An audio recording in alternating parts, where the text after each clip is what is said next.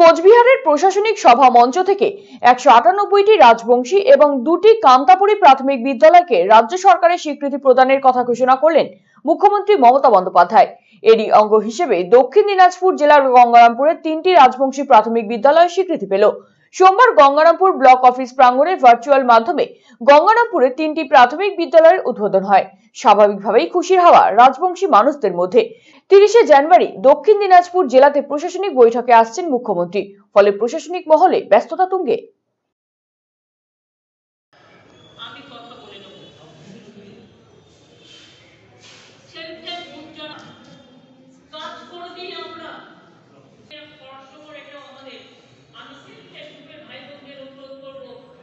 স্বীকৃতি পাচ্ছেন, হ্যাঁ স্বীকৃতি পাচ্ছেন কতদিন আপনাদের বিনা পয়সায় মানে ছাত্রদের।